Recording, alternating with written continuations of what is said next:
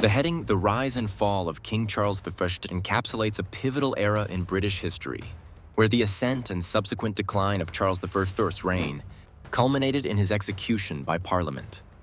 This concept involves exploring the trajectory of Charles I, from his accession to the throne to his eventual downfall, highlighting the political, religious, and social tensions of 17th century England. The rise of Charles I represents his early attempts to assert royal authority and implement policies, while his fall signifies the eventual failure of his monarchical strategies, leading to significant constitutional ramifications. The significance of this point lies in its illumination of the complex interplay between monarchy and parliament, ultimately reshaping the British political landscape.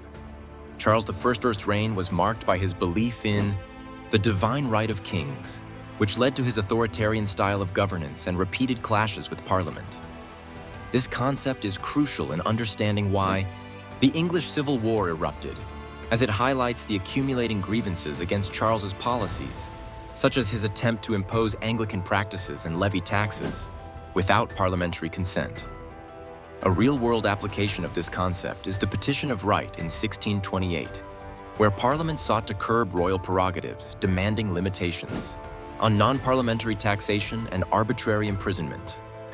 Another example is the Grand Remonstrance of 1641, a document highlighting parliamentary grievances which further deepened the divide between Charles I and his opponents. Both instances underscore the rising tension that foreshadowed the conflict between monarchy and legislative power.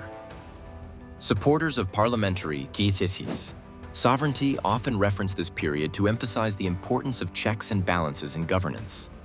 Conversely, some argue that Charles IX's execution was an extreme manifestation of political discord, viewing his trial as a controversial breach of judicial and royal protocols. The challenges associated with this concept include differing interpretations of Charles IV's reign. Some historians portray him as a tyrant whose inflexible stance led to civil war, while others argue that he was a victim of entrenched political opposition. These differing viewpoints reflect broader debates about the nature of authority and governance. The rise and fall of Charles. I directly connect to the broader theme of the struggle for power in England, influencing subsequent events such as the establishment of the Commonwealth under Oliver Cromwell and the eventual restoration of the monarchy. Understanding this trajectory provides insights into the evolution of modern constitutional monarchy and highlights the enduring tensions between autocratic rule and democratic principles. The heading, Why King Charles was Beheaded by the British Parliament. Game of Kings introduces the concept of the execution of King Charles I, a pivotal event in English history that marked a dramatic shift in the balance of power between the monarchy and Parliament.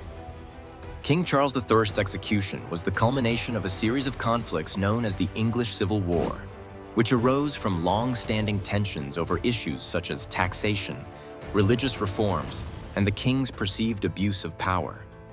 This execution was significant as it symbolized the end of absolute monarchy in England and highlighted the growing influence of parliamentary democracy. One key aspect of Charles I's downfall was his belief in the divine right of kings, the idea that the monarch is subject to no earthly authority, deriving the right to rule directly from the will of God. This belief often put him at odds with Parliament, particularly over financial and religious policies.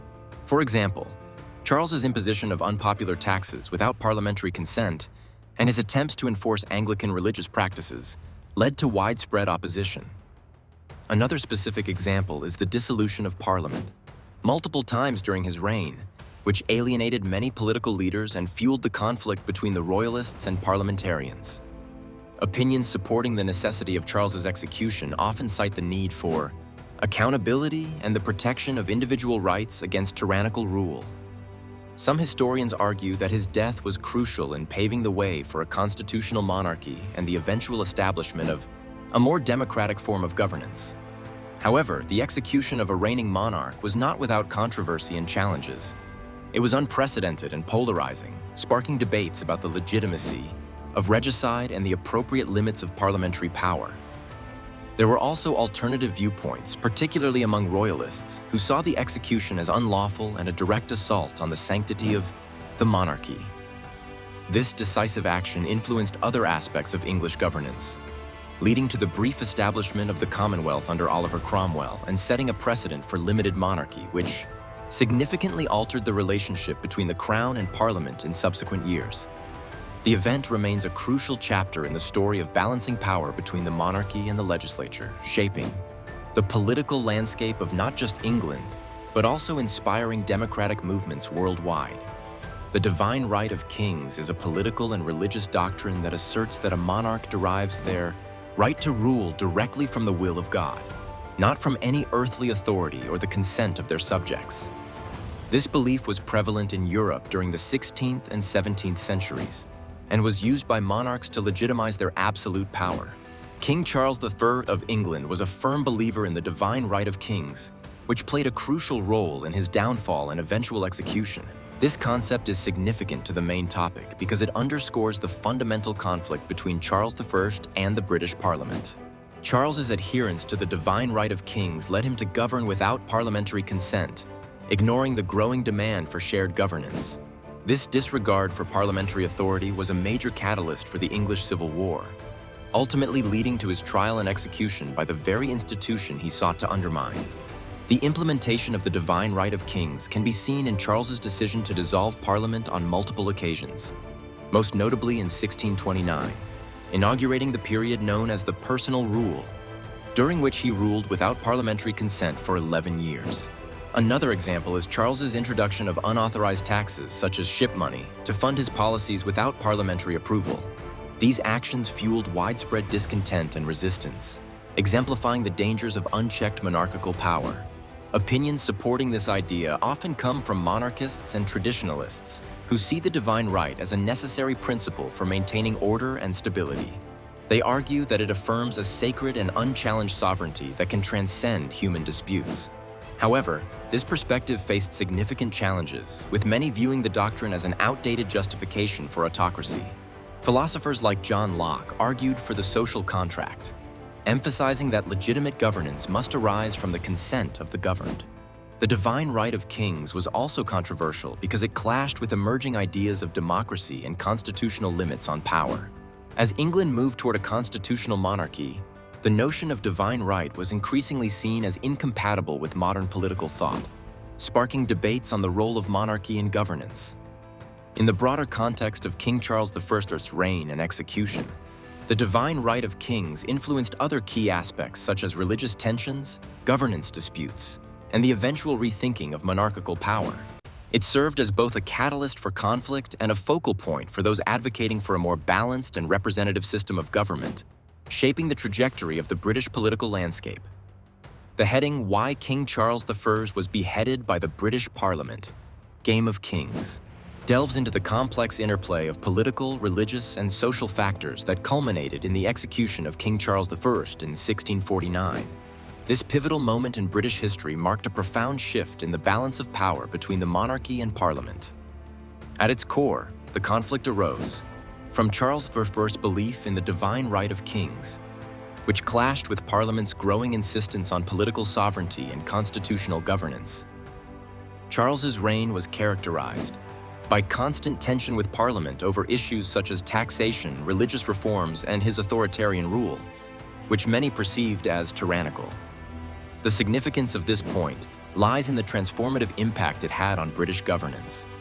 The execution of Charles I not only ended a reign fraught with discord, but also signaled the temporary abolition of the monarchy and the establishment of the Commonwealth under Oliver Cromwell. This radical move underscored the rising power of Parliament and set a precedent for constitutional monarchy, greatly influencing the development of modern democratic governance.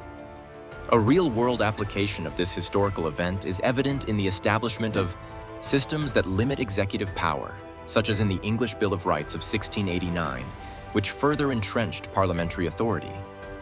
Additionally, the principles stemming from this period contributed to the shaping of other constitutional frameworks, notably the United States Constitution, which emphasizes checks and balances.